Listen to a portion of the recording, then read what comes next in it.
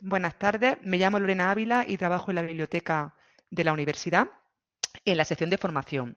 La sesión que estamos iniciando ahora mismo se dirige al alumnado de la Facultad de Ciencias Experimentales de la Universidad de Almería y tiene como objetivo mejorar las competencias de los estudiantes en búsqueda de información. Para ello vamos a repasar algunas cuestiones. El proceso de recuperación de información científica, las fuentes de información disponibles y algo sobre las dinámicas actuales en comunicación científica. Va a ser un repaso necesariamente corto porque tenemos poco tiempo, pero esperamos que sea suficiente para animaros a preparar mejor vuestra búsqueda de información y quizás descubrir algunos recursos nuevos. Recordad que aunque esta sesión se acaba en un rato, en biblioteca estamos siempre disponibles cada día para resolver vuestras dudas sobre recuperación de información o cualquier uso de cualquier interfaz de las que vamos a ver o cualquier interfaz de recuperación de información. La búsqueda de información científica es una necesidad y es una tarea fundamental en la investigación científica. En pantalla tenéis una esquematización muy sencilla de las fases de una investigación científica, de una investigación científica estándar. La revisión bibliográfica, que está marcada en rojo, pues es una de las tareas fundamentales a la hora de seleccionar el tema a investigar. Primero, para ver qué se ha investigado hasta ahora en ese tema y cuáles son los resultados obtenidos. También para evitar repetir investigaciones, que es algo que sucede.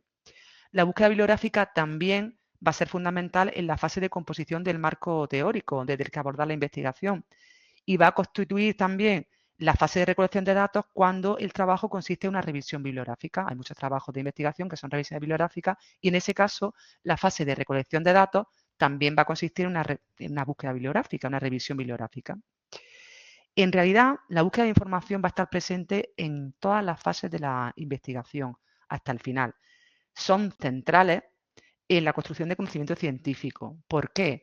Bueno, pues porque la ciencia tiene un carácter acumulativo y crítico gracias a que el cuerpo de conocimiento científico es público y está registrado en forma de documentos que constituye la literatura científica, que eso es lo que tenemos que entrenar como buscar literatura científica.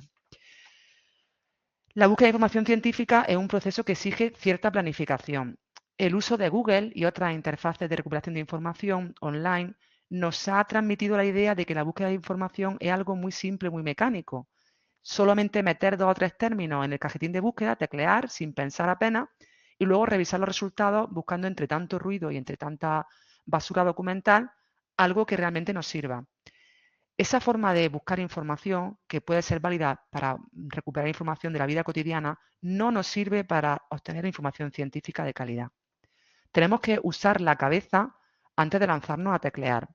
Buscar información científica es un proceso reflexivo que implica acciones anteriores y posteriores a la introducción de unos caracteres en un rectángulo vacío, como un cajetín de búsqueda. No es cuestión de escribir rápido, hay que planificar la búsqueda, hay que ejecutarla y evaluar los resultados. Preparar las búsquedas bibliográficas, que es lo que vamos a ver ahora en un momento, aumenta la relevancia de los documentos que recuperáis y también ahorra tiempo, ahorra muchísimo tiempo. ¿Cuáles son las fases del proceso de búsqueda a las que tendríais que atender? Bueno, pues en pantalla las tenéis. Básicamente empezamos por definir qué quieres buscar, para después seleccionar los términos, las palabras clave o keywords, lo podéis encontrar de esa forma, términos, palabras clave, keywords, que expresan la necesidad de información y construir con ellos una estrategia de búsqueda. También es fundamental elegir las fuentes de información donde vamos a lanzar las búsquedas. Y después ejecutamos las búsquedas, evaluamos los resultados y seleccionamos los documentos que vamos a usar, o sea, que vamos a citar en nuestra investigación. Vamos a revisar brevemente las 3 primeras fases, que son las que pueden presentar mayor dificultad y en las que se manifiestan además los vicios que tenemos todos adquiridos a la hora de buscar información y los tenemos por nuestro contacto con interfaces de recuperación de información no científica que no exigen tanta planificación y tanto cuidado, ¿no? Buscamos tanto en Google, usamos buscadores generalistas de manera tan intensiva que todos hemos adquirido ciertos vicios a la hora de buscar información y bueno, pues uno de los objetivos de esta sesión es que reflexionemos sobre la importancia de planificar estas búsquedas, ¿no? De dedicarle 5 minutos antes de lanzarnos a teclear. ¿Cómo vamos a hacer esto? Bueno, primera fase, tenemos que definir qué queremos buscar. Para mí es la fase más complicada y en la que reside casi siempre el fracaso de la búsqueda de información. Lo primero que tenemos que hacer es expresar nuestra necesidad de información en una oración que sea breve y completa. Esa necesidad de información al final será el tema. De esa frase vamos a extraer los conceptos clave, no los términos, sino los conceptos que hay implícitos en esa oración. Y una vez que tenemos los conceptos clave identificados, lo que tenemos que identificar son los términos, las palabras clave o keywords, ya sean simples, o sea, una sola palabra, o compuestos, que van a representar esa necesidad de información en la lengua que va a usarse para interrogar al sistema de información, que va a ser el inglés en la mayoría de los casos, porque casi todas las interfaces de recuperación de información, casi todas las bases de datos en las que podemos encontrar información de calidad en el área de ciencias experimentales, vamos a tener que utilizar el inglés como lenguaje de interrogación. Bueno, cuando estamos identificando esos términos que van a representar esos conceptos en la búsqueda, es imprescindible tener en cuenta, pues, como veis en pantalla, los sinónimos, siglas, términos relacionados, términos más específicos, más generales. Esto es fundamental porque a veces tenemos que ampliar los términos de búsqueda e incluir unos más específicos, más generales, cuando no encontramos lo que necesitamos o encontramos demasiada información. En ese caso habría que incluir términos más específicos y porque tenemos que tener en cuenta que el lenguaje natural tiene mucha ambigüedad y mucha sinonimia y necesitamos hacer la búsqueda lo más exhaustiva posible. Encontraremos al final, localizaremos los términos del lenguaje natural que nos van a servir para representar nuestra necesidad de información y lanzarlo a las bases de datos. Y estos términos pueden ser del lenguaje natural o bien de lenguajes documentales.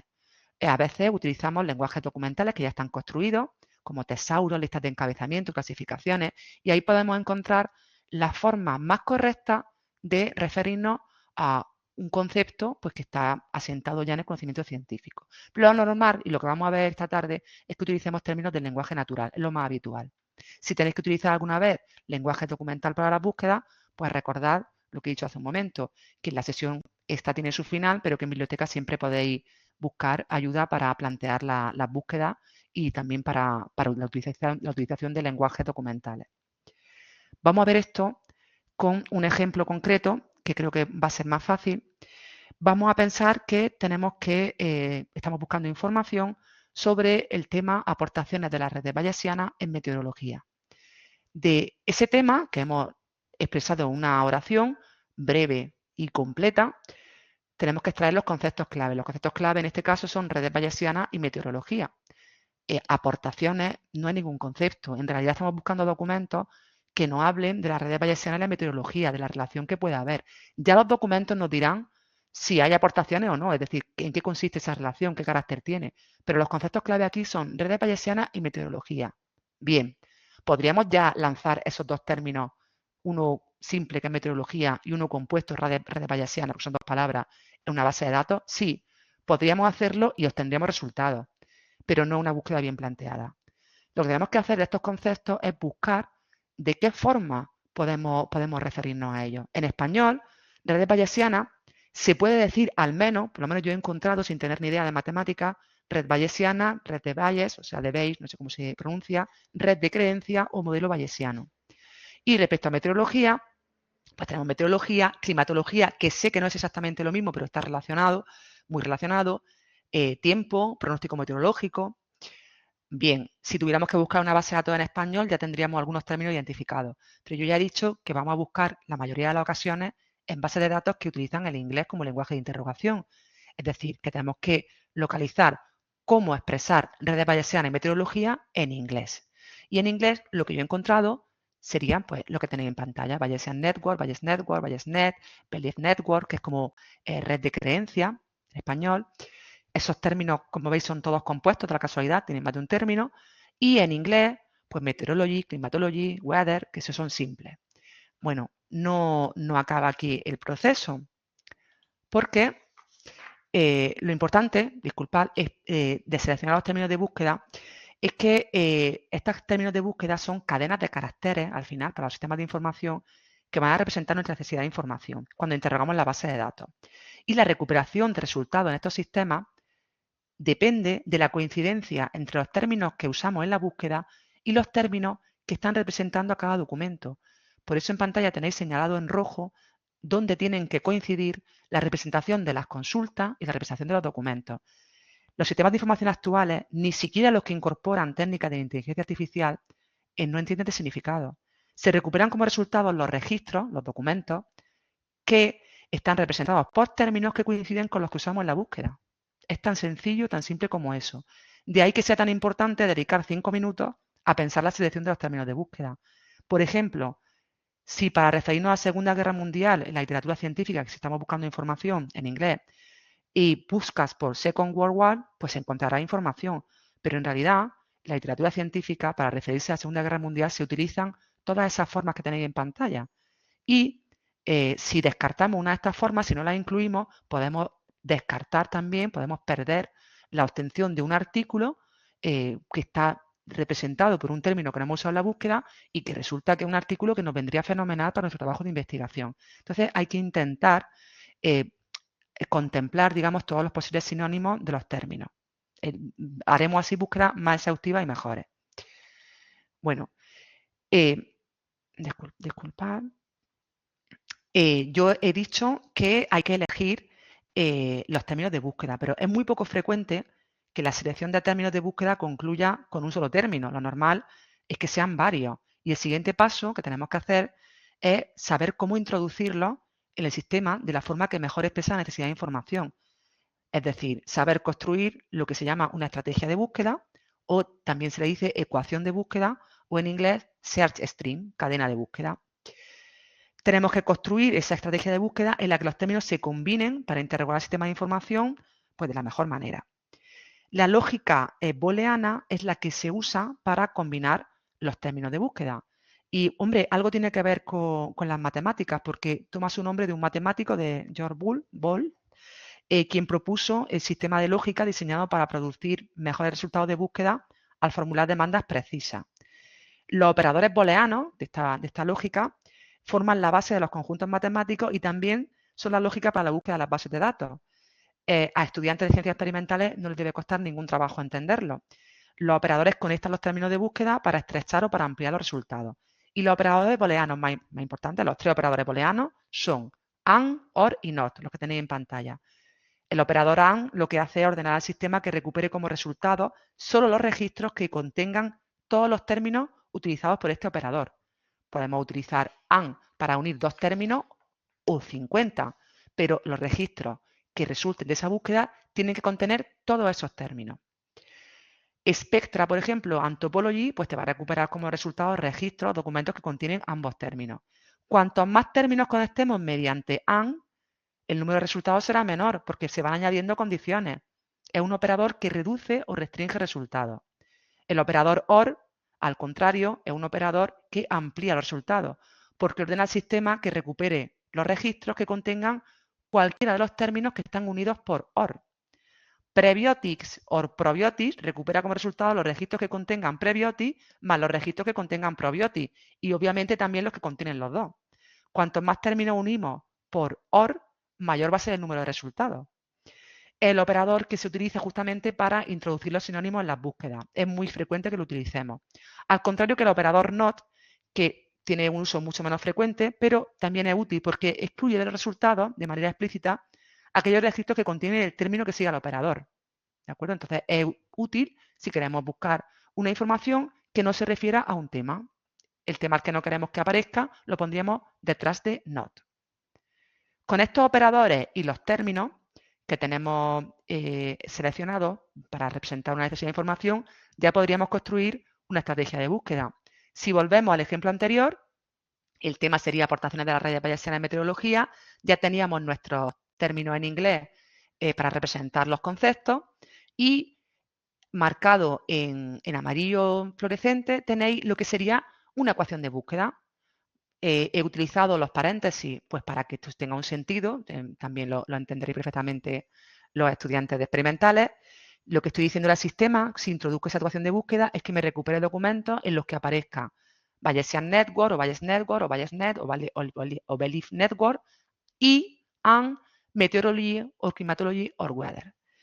Sin embargo, aquí podéis ver, es una ecuación de búsqueda correcta la que está aquí escrita. Pero, sin embargo, en muchas bases de datos no la vais a ver expresada así, sino que vamos a utilizar otros operadores que la simplifican y la mejoran. Mirad, esta es la misma búsqueda, pero introducida en Scopus, en el buscador de Scopus, en un pantallazo de la expresión de la ecuación de búsqueda en Scopus. En este caso hemos utilizado otros operadores que no son booleanos para mejorar la ecuación. Los operadores son el asterisco, que lo hemos usado porque es un carácter que se usa en recuperación de información para sustituir todas las posibles terminaciones de un término. Así, cuando utilizamos climat asterisco, nos va a recuperar registros que contengan climatology o climatologic o climate, cualquier palabra que empiece por climat. Hay que tener cuidado en buscar la raíz de la palabra y a continuación el asterisco. Eso mismo lo hemos utilizado con Meteorolog y también lo hemos utilizado con Bayes y con Net. ¿Por qué? Bueno, pues porque si os dais cuenta, si pongo Bayes asterisco, Net asterisco, estoy cubriendo ya esta expresión, Bayesian Network, estoy cubriendo también Bayes Network o Bayes Net y utilizando Belief Net con asterisco, pues también cubro Belief Network y si hay algún artículo por ahí que en vez de Belief Network se refiere a Belief Net, pues también lo incluyo. Entonces los asteriscos son muy utilizados, son muy útiles porque también lo utilizamos, por ejemplo, cuando queremos buscar por singular y plural o hay términos pues, que queremos utilizar, buscar por la raíz y conseguir todas las posibles terminaciones. Además del asterisco, he utilizado otro operador que son las comillas. Y las comillas es algo también fundamental en recuperación de información. Se utilizan en las expresiones compuestas para buscar por la frase exacta. Le indicamos al sistema que recupere registros que contengan exactamente la cadena de caracteres que está entrecomillada. Es decir, cuando pongo entre comillas Bayes asterisco, Net asterisco, le estoy diciendo al sistema que me recupere los registros que contengan la expresión Bayes con todas las posibles terminaciones y Net con todas las posibles terminaciones. Así me evito que, bueno, pues que me recupere resultados en los que Bayes aparezca por un lado y Net por otro. Por ejemplo, si buscamos Topological Space, tenemos 47.000 resultados, también en Scopus, y si buscamos esa misma expresión entrecomillada, tenemos 11.000 resultados, muchos menos. ¿Por qué? Porque cuando buscamos entre comillas Topological Space, nos va a recuperar solamente los resultados en las que esas palabras están unidas y separadas solamente por un espacio, mientras que en los 47.000 resultados de Topological Space sin comillas, puede haber documentos en los que se hable por un lado de Topological y por otro lado de Space. De hecho, lo hay, porque veis el resultado, que la diferencia de resultado entre uno y otro. Entonces, estos operadores, el asterisco y la frase exacta, son también esenciales junto a los operadores que habéis visto antes, AND, OR y NOT, en recuperación de información. Hay otros operadores. Otros operadores que para estudiantes ya de un tercer o cuarto curso o para máster o doctorado son también bastante importantes. Son operadores como los de proximidad que pueden ayudarnos en las búsquedas, pero no son tan universales. Mientras que los operadores booleanos, AND, OR y NOT, se usan en todos los sistemas de información, desde Google a todas las bases de datos, y las comillas y el asterisco también, el uso de otros operadores depende ya de la interfaz concreta. Entonces, aconsejamos desde biblioteca que para utilizar operadores como los que tenéis en pantalla de proximidad, consultéis las instrucciones de la base de datos en particular. Los operadores de proximidad lo que permiten es indicar al sistema que recupere registros en los que los términos están cerca, o sea, que no están separados por más de un número concreto de palabras. En Scopus se hace de una forma, en ProQuest se puede hacer de otra, ¿no? En pantalla tenéis la forma que se hace en Scopus, por ejemplo, en Scopus Zika W/2 virus te va a recuperar documentos en los que los términos Zika y virus aparezcan en el registro juntos o no separados por más de dos palabras, porque hemos puesto dos después de la barra de W. Pero en cualquier orden, por lo tanto recuperaría Zika virus, virus like Zika, virus infection with Zika. Sin embargo, si ponemos Zika pre/2 virus, los términos van a estar separados máximo por dos palabras, pero tienen que estar en ese orden. Y esto quizá ahora mismo no le habéis sentido, pero hay búsquedas en las que es importante. Sin embargo, en ProQuest se utiliza, en vez de W o pre, se utiliza NIAR, el operador NIAR, que también es muy frecuente en otras bases de datos. Informat asterisco NIAR search te va a recuperar documentos en los que los términos informat con todas las posibles terminaciones y search aparecen juntos o al menos no están separados por más de 4 palabras en cualquier orden, porque NIAR ya en ProQuest pone un máximo de 4 palabras. Recuperaría, por ejemplo, Search for Academic Information. Si queremos en ProQuest especificar el número de palabras máximo en el que pueden estar separados los términos, Hay también un operador que ahora no recuerdo, pero como digo, hay que consultar las instrucciones específicas de cada interfaz de recuperación de información. Con esto quiero mostraros que las búsquedas de información se pueden, pueden hacerse bastante complejas y lo que tenemos que hacer es buscar la mejor estrategia para nuestra necesidad de información. A veces la estrategia tiene que ser sencilla y otras veces son pues, un poco más complejas.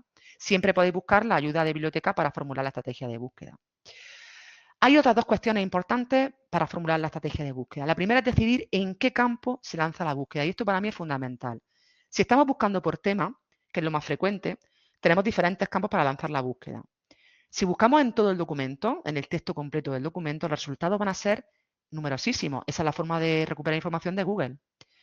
Pero claro, un número de resultados apabullante. Pero habrá mucho ruido. Nosotros en documentación decimos ruido documental. Muchos documentos en los que se menciona de manera tangencial, ¿no? de pasada los términos de búsqueda, pero no tratan sobre ese tema. Esos documentos no nos van a interesar y nos hacen perder mucho tiempo, muchísimo. Hay bases de datos como Scopus o Web of Science que ofrecen la opción de buscar por topic, se llama en Web of Science, o en Scopus, la tenéis señalada, la opción de buscar por article, title, abstract y keywords, que es exactamente los campos por los que busca Web of Science en topic. Bueno, aquí nos va a recuperar documentos que contengan los términos en el título, el resumen o las palabras clave. Ya estamos acotando un poco más el campo de búsqueda, ¿no? Ya van a aparecer menos resultados. Pero a mí todavía me gusta más la opción de buscar por título, sobre todo si es un tema en el que hay bastante información. En todas las bases de datos, en todas, se puede buscar solo en el campo título. Para que recupere como resultado solamente los registros, los documentos, al final los artículos que contengan la expresión de búsqueda en el título. Y es que, aunque hay títulos muy imaginativos, y cada vez más, lo normal es que el título de un documento haga referencia a su contenido. Entonces, cuando buscamos en el campo título, nos aseguramos que los resultados, su número va a ser menor, pero son relevantes para el tema que estamos investigando. Veis en pantalla la diferencia entre buscar la misma búsqueda que antes he utilizado como ejemplo de las aportaciones de la red de bayesiana a meteorología. Si lo buscamos en Scopus, en los campos título, resumen y palabras clave hay 3117, mientras que si lo buscamos en el título del artículo son 117. Pero van a ser 117 documentos que tratan centralmente de ese tema. Entonces, yo creo que es mejor opción. Evidentemente, si buscamos en título del artículo y no hay documentos, son muy pocos, tendremos que ampliar y meter otros campos de búsqueda. El último elemento a considerar cuando buscamos información científica es el uso de filtros sobre resultados. Y una vez que hemos buscado, pues podemos utilizar los filtros para restringir los resultados. Tenéis que pensar que actualmente se publica más información científica que nunca antes en la historia. De hecho, se publica más de lo que se lee. Entonces, los resultados, cuando hacemos búsqueda de información en bases de datos científicas, pueden ser muy numerosos. Por eso es imprescindible, porque no hay tiempo material para leerlo todo, es imposible, incluso en campos de especialización muy concretos, muy pequeños, es imprescindible que restringamos los resultados y para eso podemos utilizar los filtros. Filtros también se llaman límites sobre la búsqueda. En pantalla tenéis los filtros, a la izquierda, algunos de los filtros que se utilizan en Scopus, que es una base de datos, una interfaz de recuperación de información que para mí es está bastante bien diseñada. Y con estos filtros podemos restringir el conjunto de resultados según determinados criterios que tenemos también que pensar. El tipo de documento, bueno, pues muy frecuentemente lo que nos interesa son solamente artículos, no capítulos de libros, o hay veces que no queréis revisiones, ¿no? Hay veces que queréis revisiones, necesitáis revisiones, y otras veces que queréis excluirlas de la búsqueda. Bueno, pues aquí tenéis el document type, que es el filtro para tipo de documentos, y podéis limitar a un tipo de documento o descartar tipo de documento, ¿no? Las opciones, los filtros siempre se pueden aplicar para limitar o para descartar. Otro filtro muy importante es el año de publicación. Con esto tenéis que tener cuidado en las búsquedas. Normalmente, y yo pienso que igual en el área de ciencias experimentales, en casi todos los casos es muy importante que la información sea muy reciente, o sea, que la actualización de la información es un valor. Pero puede haber situaciones, incluso en ciencias experimentales, en las que información más antigua, y cuando digo más antigua a lo mejor me refiero a información que tiene 10 años, sea perfectamente válida. Pues porque quizás estáis viendo algún trabajo alguna investigación en la que estáis investigando cómo se hacía algo antes o algo que tenga carácter retrospectivo, o simplemente porque hay un artículo sobre redes bayesianas del año 2005 que es fundamental y que está muy bien. Entonces, el límite del año de publicación tenéis que usarlo pues con cuidado y pensando en lo que estáis haciendo. Otro filtro muy importante es el idioma, y esto os permite, aunque no es nada aconsejable, por supuesto, os permite que, aunque tengamos que buscar siempre en inglés en las bases de datos que vamos a ver, sí que podéis, una vez que hayáis buscado en inglés, si no queréis leer en inglés, pues podéis solamente quedaros, marcar solamente con los que están en español. Van a ser poquísimos, o sea, pues no sé si si en inglés tienes 45.000, a lo mejor en español tienes 300, pero podéis hacerlo. Al hacerlo tenéis que saber que estáis renunciando a la mayoría del conocimiento y estáis quedando con una parcela muy pequeña, porque la mayoría del personal investigador que trabaja en España también publica en inglés, o sea, porque la revista, el inglés es la lengua de la ciencia y España no es una potencia científica que ya nos gustaría. Otro filtro importante, o puede ser importante, es la revista en la que se ha publicado el documento en cuestión. Además de los filtros, es muy importante ordenar los resultados. Y ahí tenemos varios criterios. Las bases de datos nos dan, pues como las páginas de comercio electrónico, nos dan opciones para ordenar los resultados. Scopus, Web of Science y otras bases de datos de tamaño importante recopilan las citas recibidas por los documentos. De manera que podemos ordenar, como estáis viendo también en pantalla a la derecha, podríamos ordenar los resultados por el número de citas, es decir, que se queden arriba los primeros, los documentos más citados. Hay un consenso en la comunidad científica que establece que la relevancia de un artículo puede medirse por el número de citas recibidas por trabajos posteriores. Este consenso es discutible desde distintas perspectivas, pero sigue vigente a día de hoy. Y aunque hay en marcha un proyecto de reforma de evaluación de la investigación que en parte limita algunos de los indicadores cuantitativos basados en el conteo de citas, estos indicadores siguen existiendo y son válidos en muchas convocatorias. Entonces, las citas, bueno, pues son muy importantes y siguen siendo muy importantes y nos pueden dar una idea, pueden ser un criterio muy útil para ordenar un conjunto de resultados de una búsqueda. De hecho, es sobre las citas que reciben los documentos como se calcula el factor de impacto de una revista, que a su vez el factor de impacto sitúa a la revista en un cuartil, Q1, Q2 o Q4, que se le atribuye por este cuartil una calidad determinada. Vosotros como estudiantes quizás todavía no habéis tenido contacto con el mundo de la cita, el factor de impacto y demás, pero son fundamentales en la carrera académica. Y lo que os quiero contar en esta imagen es que las citas son la base de todos los indicadores cuantitativos que tenemos hasta ahora para evaluar la actividad científica.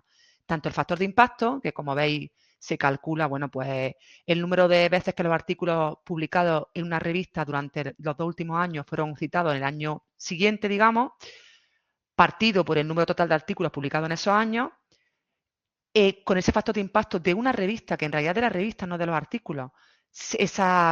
Digamos que el número de revistas de una categoría ordenadas por factor de impacto, si lo dividimos entre 4, da lugar a los cuartiles. Por lo tanto, las revistas que están más arriba, que tienen un factor de impacto más alto, estarían en el Q1 y se considera que publicar una de esas revistas, bueno, pues es fundamental, digamos, es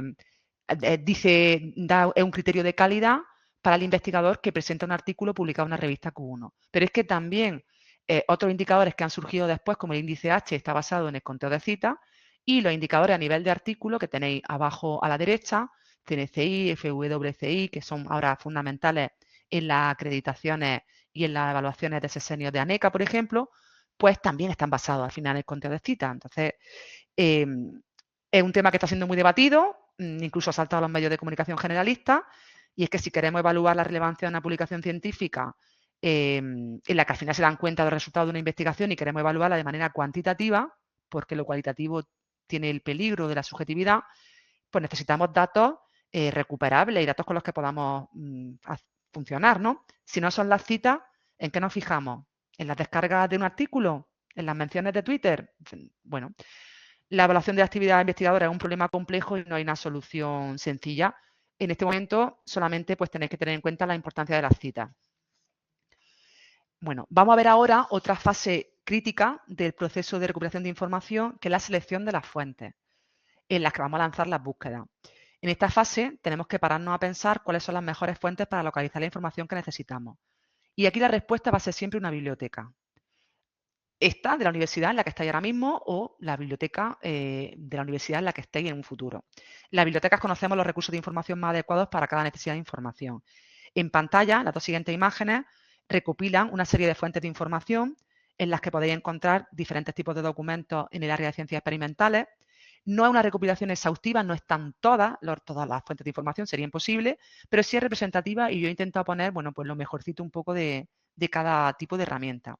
Tenéis la primera columna, los tipos de documentos más usuales que vais a necesitar, pues los artículos, papers, eso es lo fundamental. También podéis utilizar capítulos de libros hasta de congreso, pero los artículos son el principal vehículo de comunicación científica en la actualidad. Los preprints, los trabajos fin de estudio, también puede serviros, por ejemplo, cuando tengáis que hacer el vuestro, pues para ver otros trabajos fin de estudio.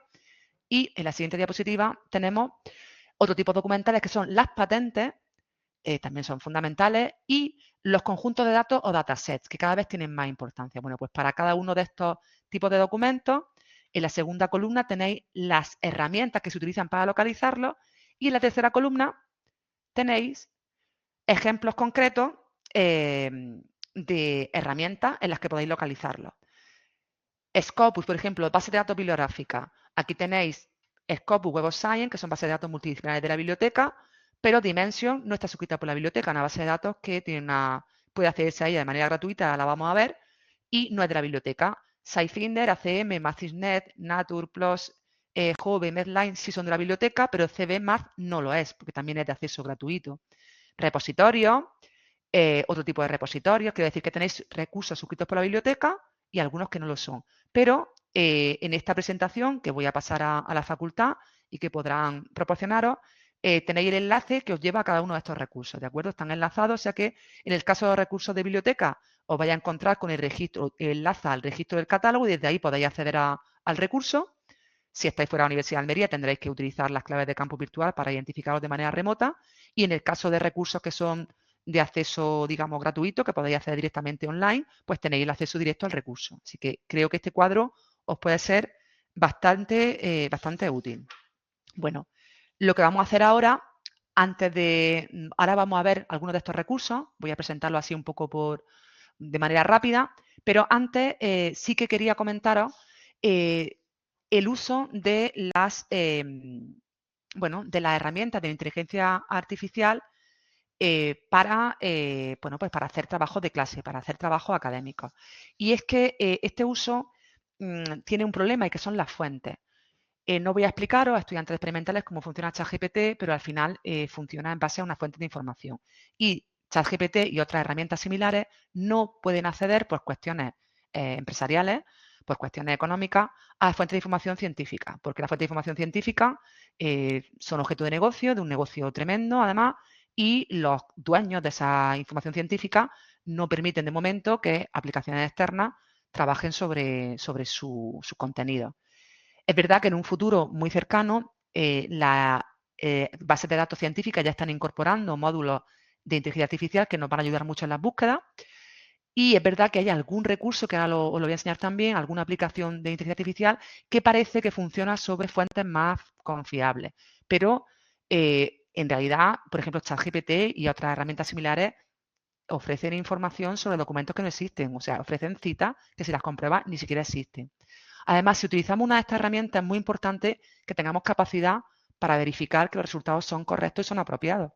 Porque la inteligencia artificial, como dice en pantalla, a veces alucina, ¿no? Está mal el término en inglés, hallucination, pues es que alucina. Entonces, si no tenemos la capacidad, no tenemos la experiencia, los conocimientos para verificar que lo que nos ha generado esta herramienta es cierto y es verdadero, no podemos utilizarlo. Y en todo caso, siempre, por favor, siempre tenéis que declarar el uso de la aplicación en vuestro trabajo académico. O sea, decirle a vuestra profesora, a vuestro profesor, que lo habéis utilizado.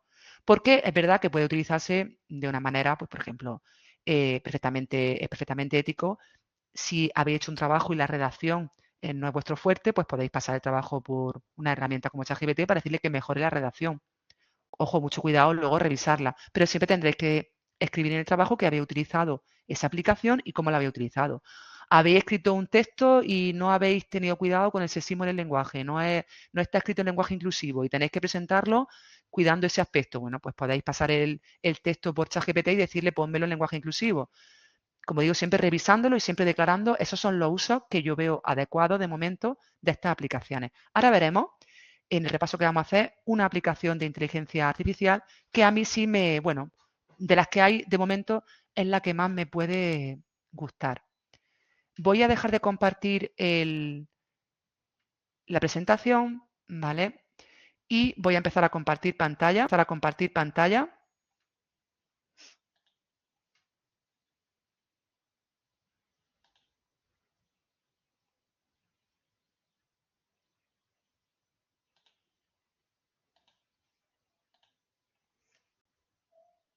Vale. Espero, no sé si podéis confirmarme por chat, que estáis viendo la pantalla de la biblioteca de Nicolás Semerón, o sea, la página de inicio de la biblioteca. A ver si me lo confirmáis. Muchas gracias. Bien, pues, ¿por qué estamos aquí? Porque quiero que veáis simplemente cómo accedemos a las bases de datos, ¿vale? Accedemos a las bases de datos de la biblioteca desde la página de inicio. Vamos a hacerme caso directamente a bases de datos. No buscamos nada ahí. Y aquí nos aparece el buscador de bases de datos. Las bases de datos están clasificadas por categoría. La vuestra en principio sería ciencia y tecnología. Aquí están todas las bases de datos específicas de ciencia y tecnología. No las vamos a ver todas, son bastantes, ¿vale? 43 bases de datos, seguro que encontráis alguna que es justamente de la parcela del conocimiento que estáis estudiando. Y luego están las bases de datos multidisciplinares, como, bueno, pues bases de datos que tienen información de todas las materias, como Scopus y Web of Science. Pero también podéis directamente buscar la base de datos introduciendo en el cajetín de búsqueda su nombre, ¿vale? Simplemente. Vale, salgo de aquí y voy ahora a Scopus, que ya la habéis visto, que la he utilizado en la presentación. Bueno, pues Scopus es una base de datos fundamental en la información científica. Aquí tenéis la búsqueda que yo he comentado antes, los resultados que se pueden ordenar, como he dicho antes, por cita.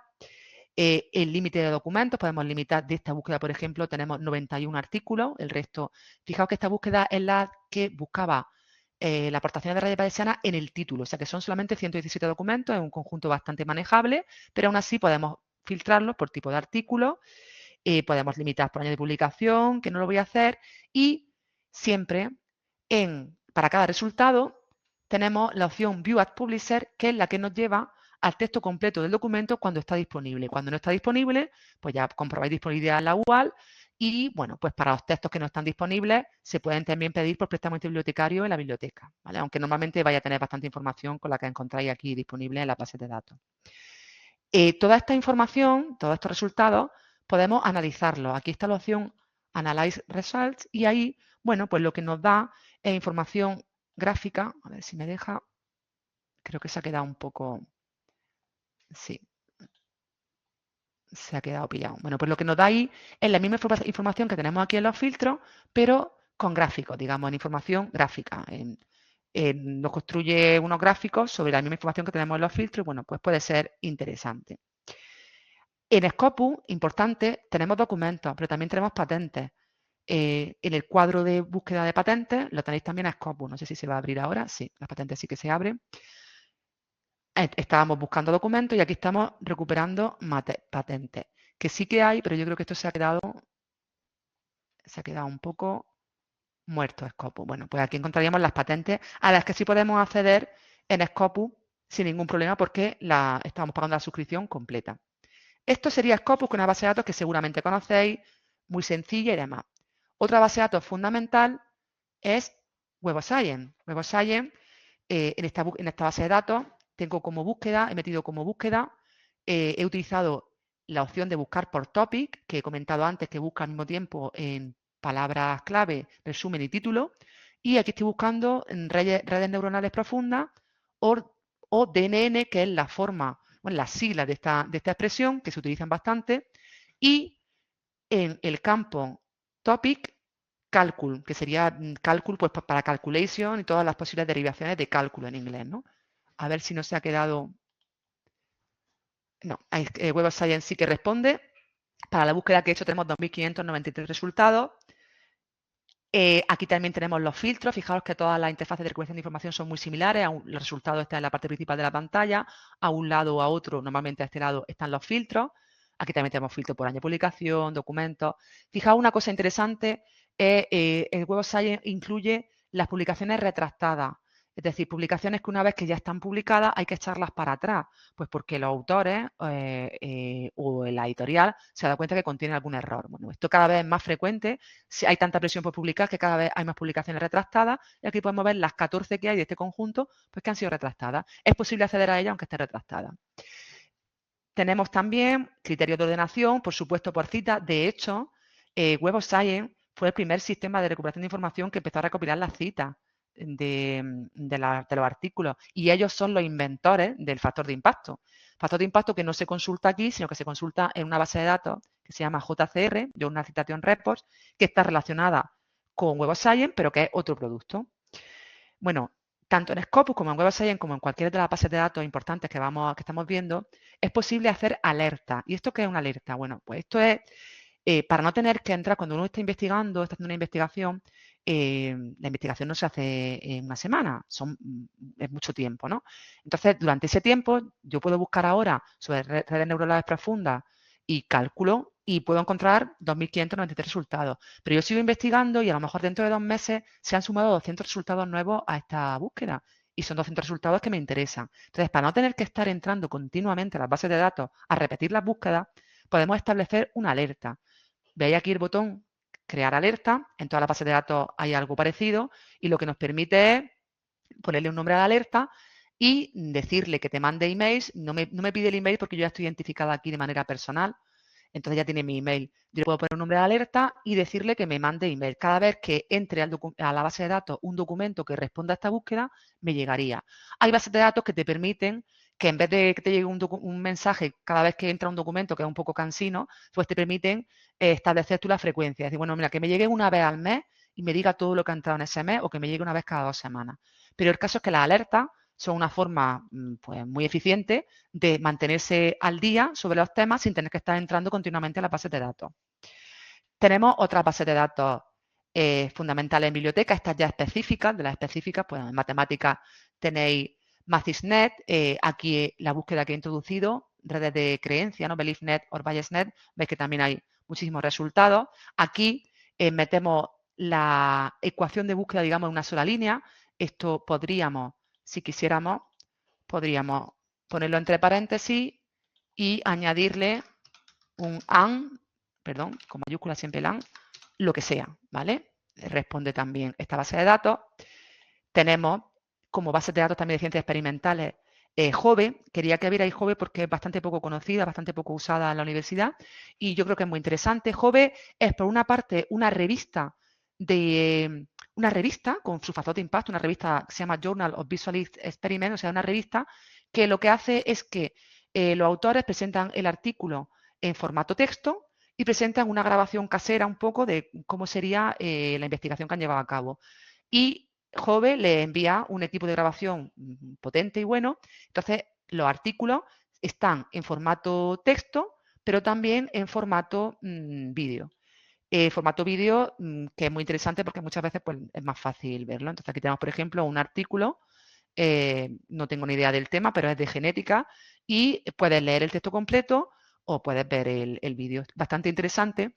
Y además tiene una parte que no es la revista, sino que es de educación, en la que podemos ver contenidos educativos, pero a un nivel universitario, evidentemente, pues por ejemplo de biología. Vídeo, pues no sé, por ejemplo, esto es un vídeo manual introductorio a la biología molecular, creo que es, ¿no? O muchos manuales de laboratorio que también puede ser muy interesante. Ya sabéis que la información visual a veces es bastante, bueno, bastante útil, ¿no? Para aprender. Otra base de datos específica que tenéis es SciFinder. Yo creo que todos los estudiantes de química la utilizáis. De hecho, algunas formaciones damos en biblioteca sobre SciFinder y es herramienta fundamental para vosotros. Y ACM para todo lo que sea computación, para todo lo que sea informática, otra base de datos de la biblioteca fundamental. Quiero que veáis también con este repaso que al final, aunque cambia el diseño, cambian los colores, cambia un poco el nombre de las opciones, la recuperación de información es igual en todas las bases de datos. Al final tenemos unos cajetines de búsqueda, casilla de entrada de datos se llama esto, donde tecleamos nuestra expresión de búsqueda, en qué campo queremos lanzarla y esto pues lo podemos normalmente, aquí le damos al botón más, podemos, digamos, combinarlo con otro campo de búsqueda. Esto sería ACM y esto, Medline por ProQuest. Dentro de las ciencias experimentales, los estudiantes de biotecnología, por ejemplo, incluso los de química, pueden querer buscar información médica y del área de biología, porque en Medline hay información que es mucho más que información médica. Medline es una base de datos tan importante que está ya integrada de todas formas en Web of Science. O sea que buscando Web of Science estamos buscando en Medline. Pero hay veces que os interesa más buscar en la plataforma ProQuest, Medline, pues porque, por ejemplo, aquí tenemos tipos de documentos como los Case Report o Clinical Study que en Web of Science no las tenemos esos filtros. Entonces aquí os interesa. A veces cuando las bases de datos están disponibles en varias plataformas, tendréis vosotros que ver cuál es la plataforma que más os sirve para vuestro objeto de investigación. Más recursos. Esto es Archive. ¿Y por qué traigo aquí Archive? Bueno, pues Archive en realidad es un repositorio temático del área de la física, de las matemáticas, un poco también ciencias experimentales en general. Empezó por la física, pero ya está mucho más abierto. Y es un repositorio público en el que hay muchos preprints.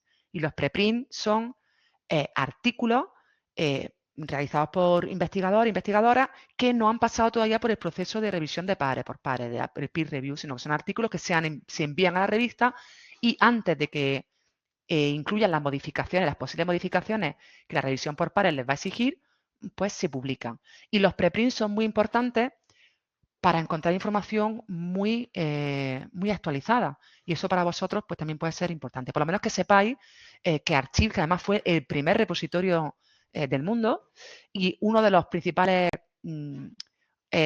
pilares del desarrollo de acceso abierto, bueno, que sepáis que el acceso abierto, el movimiento de acceso abierto empezó en áreas de conocimiento cercanas a la física, las matemáticas y las ciencias experimentales. Y esto es un ejemplo. Archive podéis acceder directamente desde Google, el enlace está en el cuadro de la presentación y también es muy interesante para buscar información que además siempre va a tener el texto completo y muchos preprints. CBMath es una base de datos que no tenemos en biblioteca porque es gratuita. Es una base de datos, si no lo he entendido mal, creo que es alemana y es abierta, open. Entonces, pues también es información. Veis otra vez, se repite el tema de las casillas de entrada de datos, el campo al que lanzamos la búsqueda y los operadores, la línea de los operadores que fijaros que son AND, OR y NOT. ¿Es posible que aquí podamos utilizar operadores de proximidad? Seguramente. Lo que habría que buscar es en la ayuda general cómo se expresan aquí esos operadores. Lo importante es conocer la mecánica de los operadores, para vosotros no va a tener ninguna dificultad. Más recursos. Dimension. Bueno, esta base de datos tenía bastante interés en que la conocierais porque me parece que es poco conocida. Es una plataforma de información científica de la Fundación Digital Science. Es un buscador académico con pocos años, pero con un volumen de información bastante importante. Recoge información de PubMed, que es como la versión gratuita de Medline, y también de Archive. Y además ofrece citas, recopila citas y Altmetrics. Altmetrics son como indicadores alternativos para evaluar la información científica. Pues, por ejemplo, el número de descargas o número de menciones en redes sociales, que no era una broma lo que comentaba antes. Esas son las Altmetrics, que bueno, tampoco están siendo demasiado aceptadas, pero esta plataforma las recoge, ¿no? Y además te permite, por ejemplo, chatear con los PDF. Esto es una aplicación casi de inteligencia artificial, bueno, que lo que hace es preguntarle algo sobre el PDF, le puedes preguntar algo sobre el PDF y te contesta, ¿no? Dimension es hay versiones gratuitas y versión de pago. La Universidad de Almería no la tiene suscrita. Yo voy a luchar porque la suscriban. Llevo de hecho ya 2 años diciéndolo. No está suscrita, pero hay versión gratuita. La versión gratuita lo único que exige es que te hagas una cuenta. Yo me he hecho una cuenta con el correo de Universidad de Almería, cosa que aconsejo por si algún día estás suscrita para no tener que cambiar de cuenta. Y con esta cuenta ya puedes funcionar perfectamente para buscar publicaciones y conjuntos de datos. Pero sin embargo no puedes ver las patentes. ¿Ves? Si quiero ver las patentes me dice que tiene que ser con la versión de pago. Pero para publicaciones, para mí está casi, bueno, no al mismo nivel que Scopus y Web of Science, pero yo no dejo de consultarla en una búsqueda de información. Me parece fundamental. Igual, aquí he buscado por inhibidores de la quinasa, la relación entre inhibidores de la quinasa y cáncer, pues he puesto quinase inhibitors entre comillas y cáncer, y le busco aquí, si lo veis que está muy pequeñito, dice que busca en título y resumen. No tiene muchas opciones para buscar, es verdad que por lo menos la versión gratuita no tiene muchas opciones, pero fijaos que con esto ya es suficiente encontrar mucha información, contextos completos, posibilidad de filtrarlos también. Aquí vemos, por ejemplo, podemos ver cuál es el investigador que más ha publicado en este campo, en este señor o esta señora, que tiene 267 publicaciones de este campo. Clasificaciones, diferentes clasificaciones.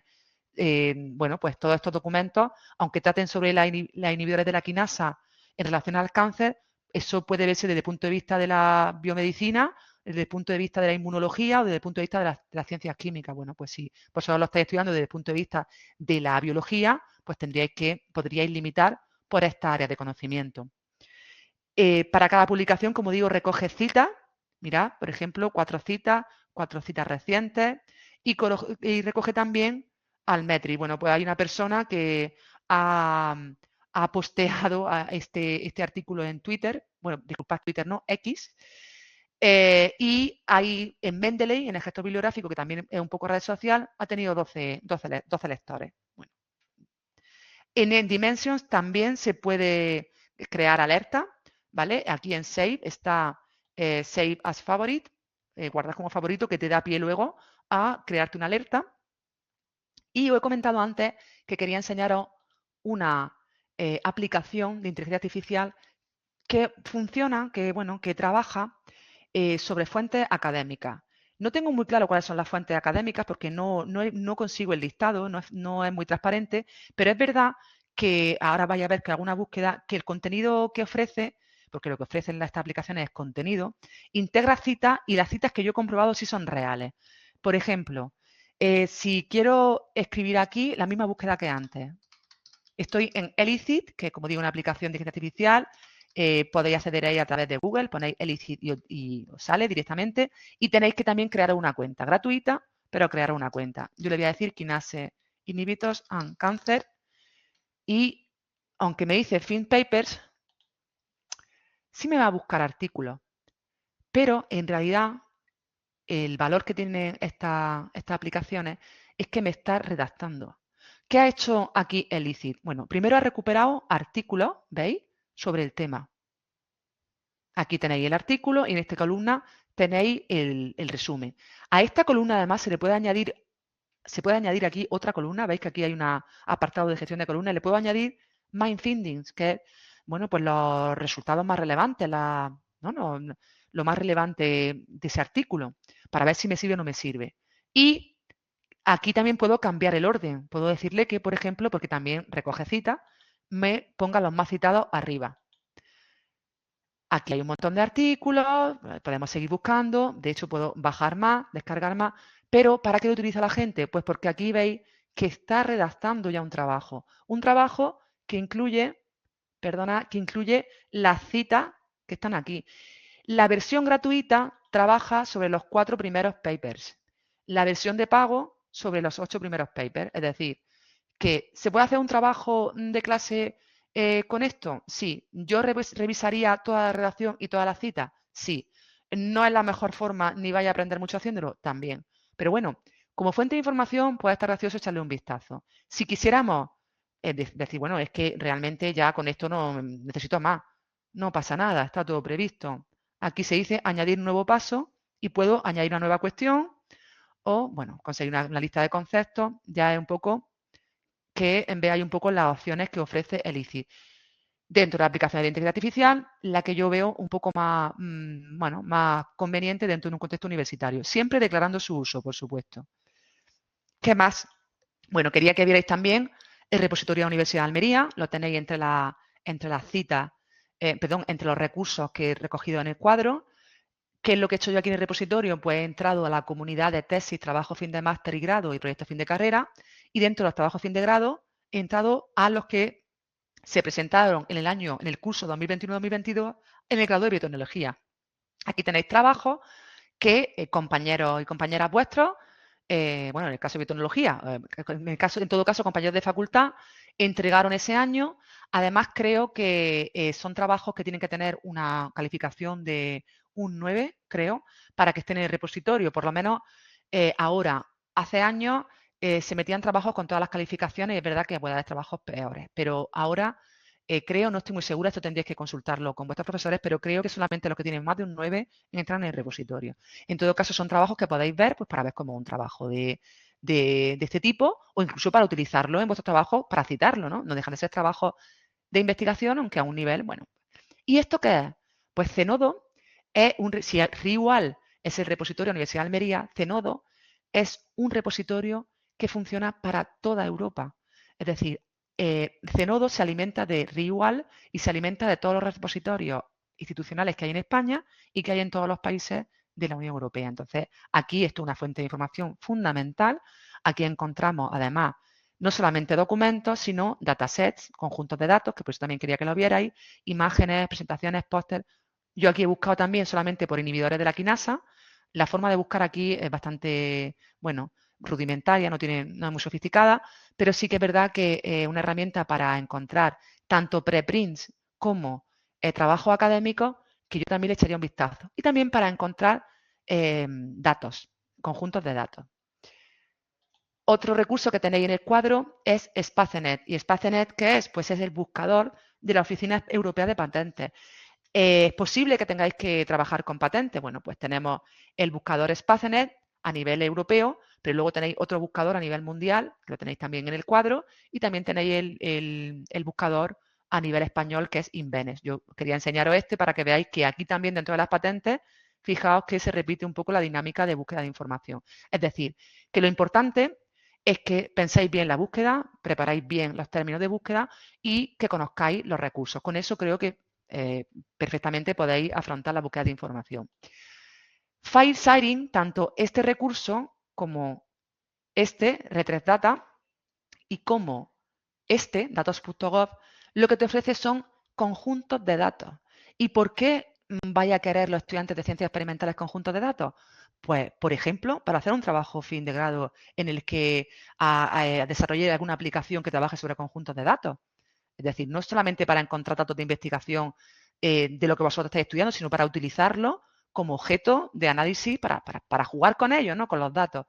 Los datos de investigación tienen cada vez mayor importancia y aquí pues, son repositorios de datos en los que, por ejemplo, en File Siting, los datos que vaya a encontrar cumplen con requisitos FILE, ¿no? Pues que sean, creo que es findables, bueno, que sean encontrables, digamos, recuperables, que estén bien descritos, que se puedan utilizar realmente, que podáis sobre esos datos podáis aplicar cálculos y podráis trabajar con aplicaciones y que realmente los datos estén, bueno, pues que estén bien descritos, que sean datos que estén bien normalizados, porque eso también es un tema, ¿no? La normalización de los datos. Aquí tenéis otro recurso y este es del Gobierno de España, datos.gov.es, pues podéis encontrar datos de todo tipo que son generados pues desde el sector público, empleo, sociedad y bienestar, un montón de datos. Aquí tenéis los publicadores, es decir, los organismos públicos que proporcionan datos a este portal.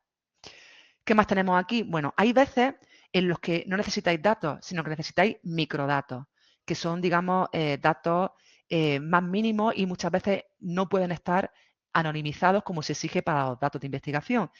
En ese caso, tenéis que utilizar lo que se llaman salas seguras. Y las salas seguras no están en abierto, sino que hay que acceder a ellas pues, con un determinado cuidado.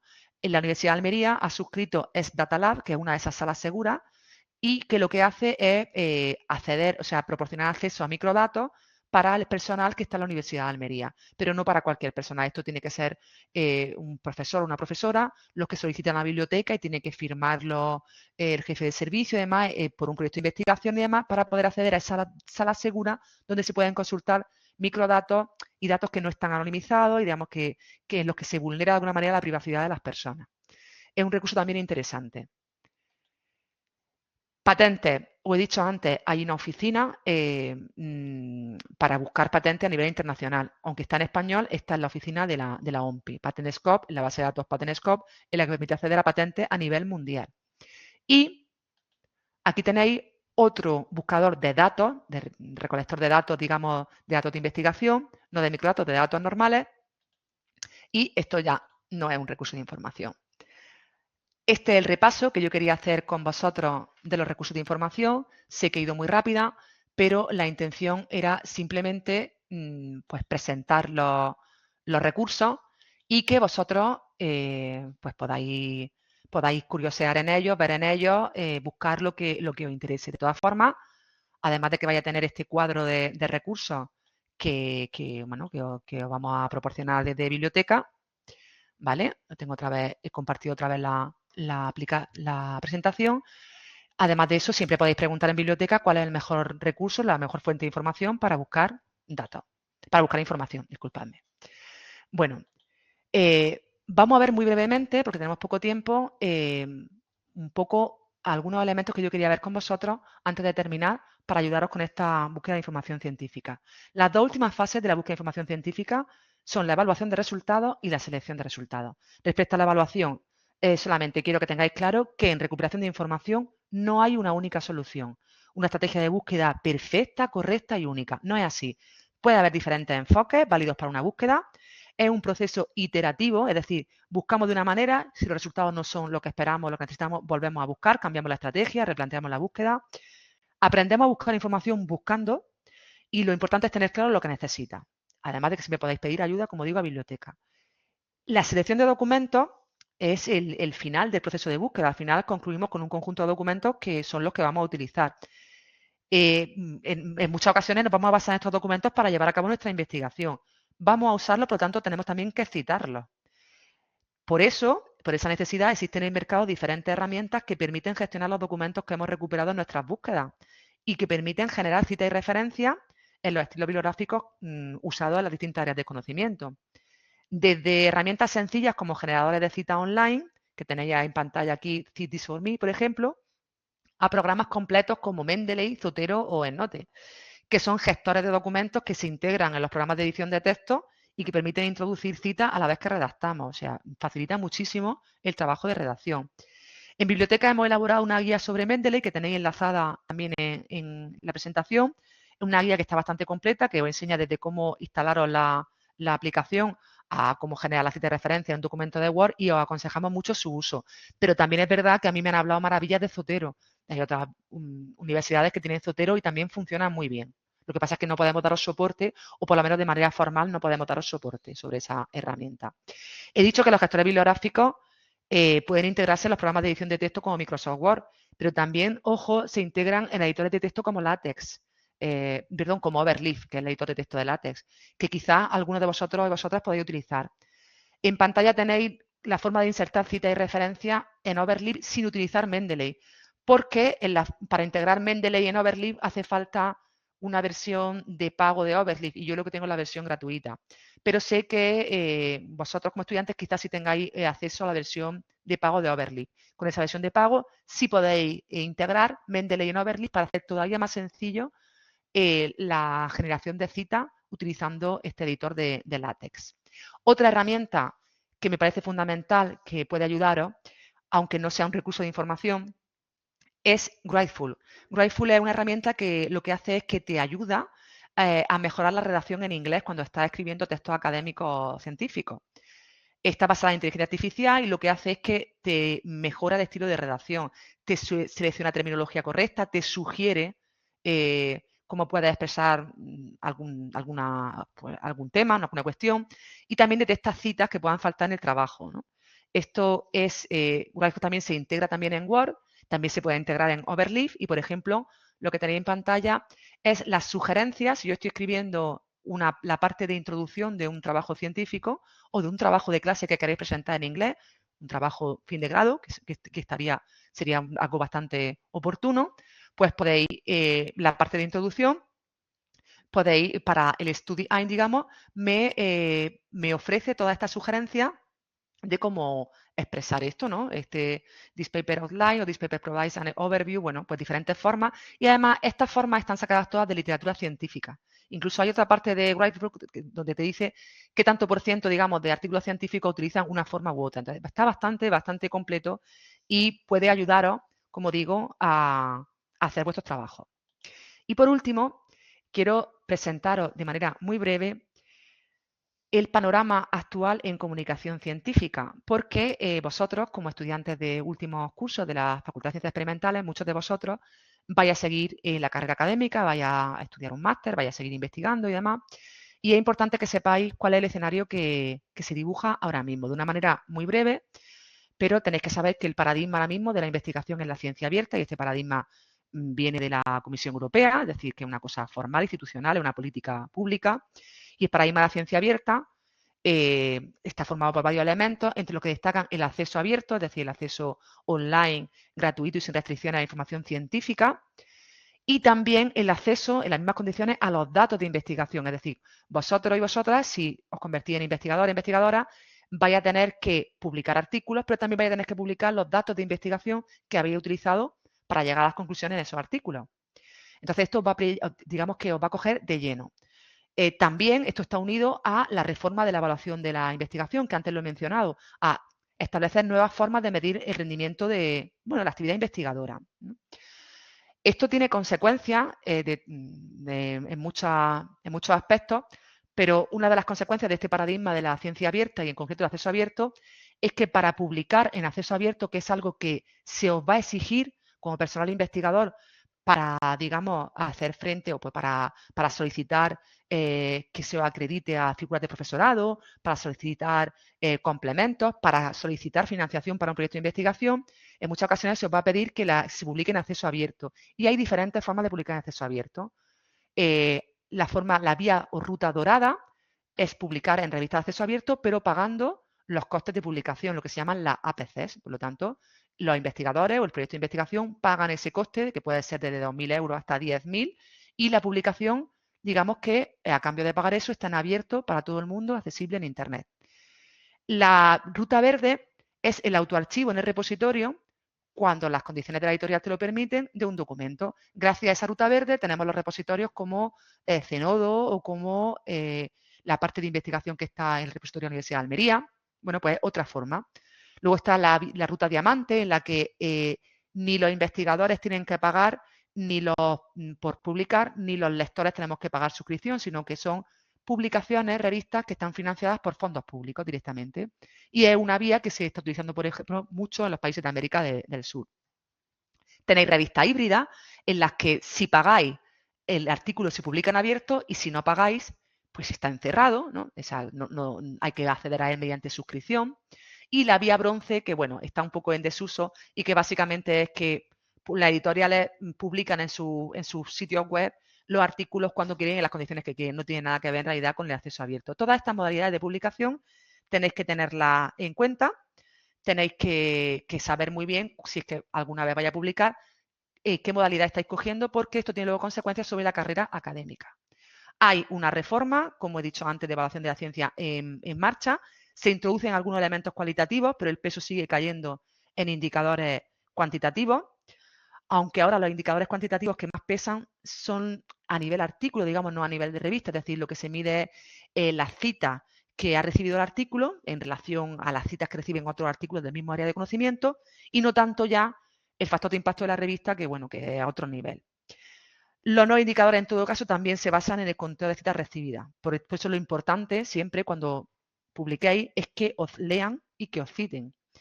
Estamos en pleno proceso de reforma, estamos expectantes un poco, o sea que una cosa que está por hacer. ¿Qué escenarios dibujan a los futuros investigadores e investigadoras todos estos movimientos? Bueno, en pantalla tenéis una imagen que ha sido muy famosa en los últimos años. Se refiere a la presión que los jóvenes y las jóvenes investigadores tienen por publicar, publica o fallece, ¿no? Y al final dice, publica frecuentemente en revistas con un alto factor de impacto y quizás tú no fallezcas. Bueno, pues eso ahora habría que añadirle, publica frecuentemente en revistas con alto factor de impacto y que además te permitan su autoarchivo en el repositorio para cumplir con los mandatos de acceso abierto y entonces quizás tú no fallezcas en la carrera académica. O sea, no os voy a engañar, la reforma de la evaluación, que tiene aspectos muy positivos, no está hecha para hacer la vida más fácil a los jóvenes y las jóvenes investigadoras. Hay que seguir preocupándose de publicar en revistas de calidad y que además permitan cumplir con los mandatos de acceso abierto. Para resumir un poco, ¿qué aspectos tendríais que tener en cuenta las personas que vayáis a seguir o que tenéis intención de seguir investigando? Bueno, pues temas que tenéis que tener un poco, que tenéis que estar un poco, tenéis que prestar un poco de atención. Ojo dónde se publica. Hay que analizar las revistas para seleccionar revistas a las que vamos a mandar los artículos. Si habéis trabajado en trabajo de investigación, eso es mucho trabajo y no se puede mandar a cualquier sitio. Hay que analizarlo, estudiarlo y si es necesario pedirnos orientación a biblioteca. Hay que publicar en revistas que permitan cumplir con los mandatos de acceso abierto para que luego nos sirvan en las convocatorias oficiales. Por supuesto, hay que tener mucho cuidado porque hay revistas fraudulentas, revistas que se llaman depredadoras, incluso revistas secuestradas, que directamente son negocios fraudulentos que lo que quieren es sacar el dinero, cobrar la APC, cobrar al grupo de investigación e investigador y no publican nunca, o publican en una web que no ve nadie, y eso está pasando y hay investigadores e investigadoras que están siendo engañados por esta revista. Y mi consejo siempre es que publiquéis en revistas, que lea la comunidad de investigadores de esa parcela del conocimiento. Lo importante es que os lea la gente que está investigando lo mismo que vosotros. Eso para mí es lo fundamental. Tenéis que tener muy en cuenta la gestión de datos de investigación. Los datos de investigación a partir de ahora son tan valiosos como las publicaciones. Entre otras cosas porque hay aplicaciones de inteligencia artificial y demás que permiten conectar esos datos unos con otros y sacar de ahí patrones que pueden ayudarnos a que haya nuevos descubrimientos, nuevo conocimiento científico. Es muy importante difundir las publicaciones, no solamente publicar, sino difundirlas, venderlas. Siento este tono comercial, pero es así, es por la carrera académica exige que os preocupéis también de difundir las publicaciones para que las lea cuanta más gente mejor y las cite cuanta más gente mejor. Tenéis que cuidar que vuestro perfil de autor o de autora esté correcto. Tenéis que tener una firma normalizada y controlar estos perfiles de autor o autora en varias herramientas, ORCID, WOD y Scopus, en Brújula, que es el portal de información científica de la Universidad de Almería. Todo esto también en biblioteca podemos ayudaros.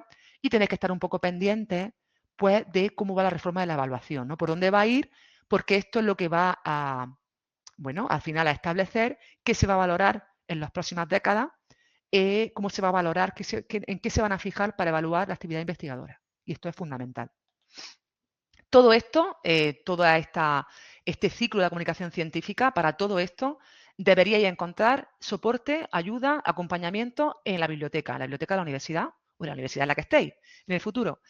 Es verdad que ahora mismo, por ejemplo, la biblioteca no está preparada para daros soporte en todos estos temas porque somos muy pocas personas las que estamos trabajando en estas cuestiones, pero debéis exigir también vosotros, como futuros investigadores e investigadoras, que las bibliotecas estén bien dotadas y tengan personal experto en documentación científica para que podamos ayudar al personal investigador a hacer frente a todo este escenario cambiante, desafiante y, bueno, que tiene aspectos muy positivos, pero que a veces es un poco abrumador. Con esto termina la sesión de hoy. Voy a apagar la grabación para ver si hay alguna duda ya fuera de la grabación y repito la disponibilidad de la biblioteca para atender vuestras consultas. Muchísimas gracias por la atención. Espero que no se haya hecho muy pesado y, bueno, pues saludos desde aquí.